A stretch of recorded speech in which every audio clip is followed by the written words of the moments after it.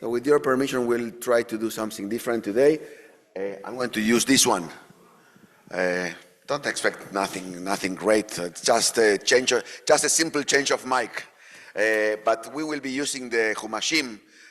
So if you want to try to follow, I think creation, it's one of the most interesting part of our enriched part of our tale in the Torah. So I'd like to start from page 24, 25, a little bit further in creation, when it is the story of Adam and Eve in the Garden of Eden, and the episode with the snake that you may recall, right? The snake is the one who tells Eve that nothing is going to happen. But before that, there's something particular that happens. And it is, and I hope I can follow with the text, the prohibition is that God gives to Adam is not eating from the tree of life, knowledge, Etz HaChaim, Be'etz Hadat, Tov Bara. Adam cannot eat. But then if we see what happens earlier, it says, you can go to page 18 and see on verse number, the beginning of the chapter, it says, and the serpent was the shrewdest of all the wild beasts that the Lord had made. So, Bayomer El Aisha. So the serpent said to the woman, to Eve, did God really say, you shall not eat from any tree of the garden? The woman replied to the serpent, we may eat the fruit of the other trees of the garden. It is not only about fruit of the tree in the middle of the garden that God said, you shall not eat of it or touch it, lest you die. So there's something that it's new in the story, right? That is, don't touch it. There's an addition that the woman says to the snake. God says to Adam, you cannot eat. But Eve adds not just not eat, but also not touch it. And according to the Midrash, the serpent pushed Eve against the tree. Eve touched the tree. And then the serpent says, see, you touch it, nothing happens. You can touch it, you are not going to die. The same thing is going to happen if you eat it. That's what the Midrash says. But the rabbis learn from this addition that Eve, or maybe Adam, but probably Eve, adds, it says, Kol amosif gorea.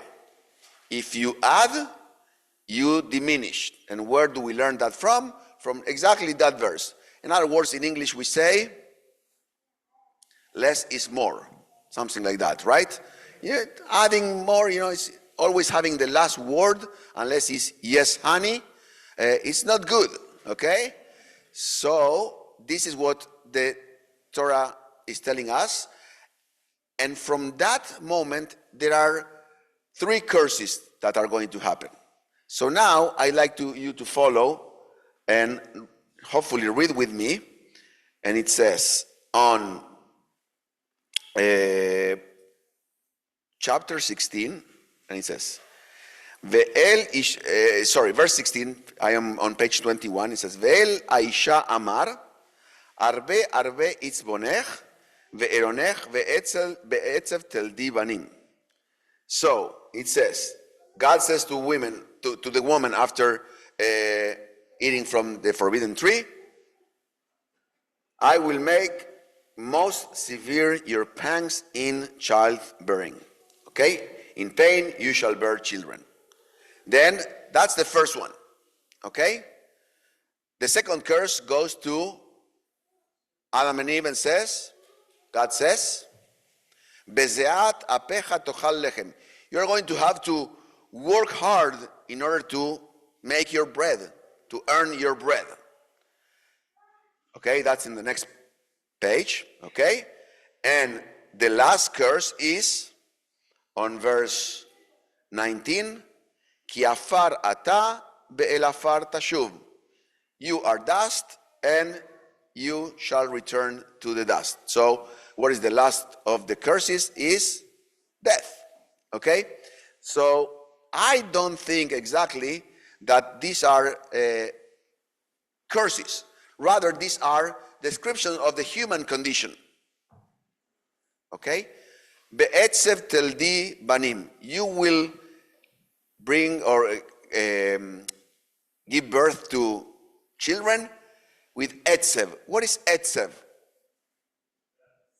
Sadness. Yes, we can read this as sadness, or we can use the pain. It's the pain for longing for what is deeply desired, but not guaranteed.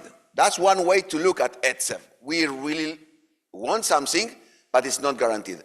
But in Hebrew, also the word le'atzev is to shape. So it's not exactly, we can look at it not as exactly a curse, but as a condition, or maybe even a blessing. We form our children. We give shape to them. We decide who we want them to be up to a certain point, of course. But we are the ones who have the ability to mold them. Leatzev in Hebrew, as I mentioned, is the same root of etzev. So God is telling us, you will be a partner in the creation of your children. You will give them shape. You will guide them. That's the first one. The second one is, the second curse, quote, is, Bezeat apecha tochal lechem. You're going to work hard in order to earn your bread, your sustenance. I come from Argentina, and there's 60% around, more or less, of unemployment there, or non-formal employment. And I bet that from the 60% of people there, they will all want to go back and work. It's not nice to receive everything from Shamayim. It's great to be able to earn your own bread. So it's not a curse, it's a blessing to have a job, to have something to do, to work hard, to bring bread from the ground. Doesn't grow a challah. It grows wheat, and then you need to work in order to make a challah. And that's not just a curse.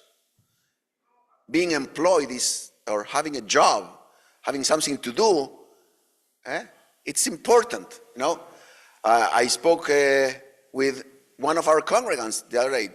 He tells me, I hate to go to work and do nothing. I want to do my job. And the last one is, and you will come back. You're dust and you'll return to dust. Can you imagine an eternal life? It's so boring. You just sit down and do nothing, and you know you're going to live forever.